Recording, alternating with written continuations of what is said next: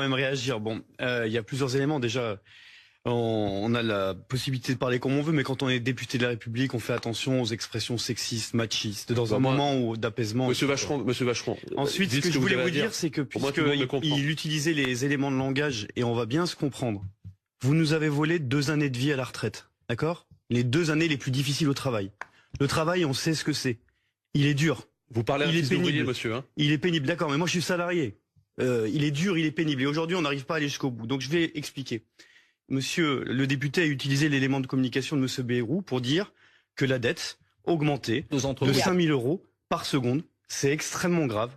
Toutes les secondes, c'est 5 000 euros de plus de dette. D'où vient la dette? Des aides publiques. Excusez-moi, je vous ai pas coupé, pourtant c'est pas l'envie qui me manquait. D'où vient la dette? Première chose, des aides publiques aux entreprises privées, 211 milliards d'euros par an. Et on a fait le calcul.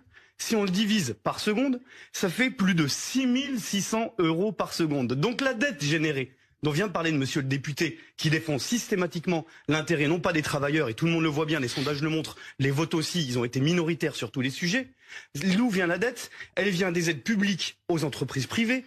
Le rapport du Sénat, ça a été dit précédemment, vient de sortir, qui sont sans contrôle, sans contrepartie, sans effet sur l'emploi, ni sur les salaires. Mais convenez que la dette, elle date pas d'hier matin. Mais ils l'ont amplifié. En fait, le système de la politique de l'offre et du ruissellement que défend monsieur le député. Ils l'ont amplifié, c'est qui il?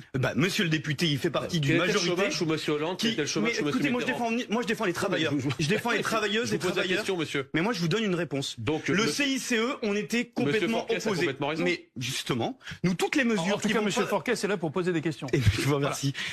Merci de reprendre. Je ne sais pas si j'ai raison. La dette, elle est faite à quoi?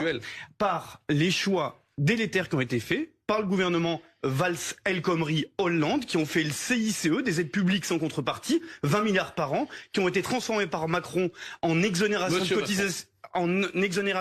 de cotisations sociales permanentes. Et donc le premier budget de l'État, ce qu'on dépense le plus, 4 fois le budget de l'éducation nationale, c'est les aides publiques aux entreprises privées. Donc d'où vient la dette? Premièrement de là. Deuxième élément, c'est les aides aux plus fortunés. Aujourd'hui, écoutez-moi bien, sur le patrimoine des 500 fortunes les plus riches de France, ils détiennent 40% du patrimoine de tous les Français. 500 familles ont 40% du PIB de tous les Français. Voilà la politique de l'offre, la politique du ruissellement. Et maintenant qu'on a donné des milliards aux grands groupes qui licencient et font du profit, qu'on a donné des milliards en supprimant l'ISF, en supprimant tous les impôts pour les plus favorisés, et on veut faire payer qui? Les travailleuses et travailleurs. 2 années de vie volée d'un côté sur les retraites. La liste est extrêmement longue. Nous voler la 5e semaine de congés payés, 2 jours fériés qui sont volés. Pénaliser les malades avec les longues maladies, avec le déremboursement des médicaments, et supprimer les fonctionnaires. Vous savez, vous avez retardé l'antenne, et c'est tout à fait compréhensible. Ce soir, il y a des soldats du feu, il y a des pompiers qui sont en train d'éviter les feux. Et vous savez ce qu'ils veulent faire? Ils veulent supprimer 3000 emplois de fonctionnaires, de pompiers et d'infirmiers. Voilà ce qu'ils veulent faire. Serge.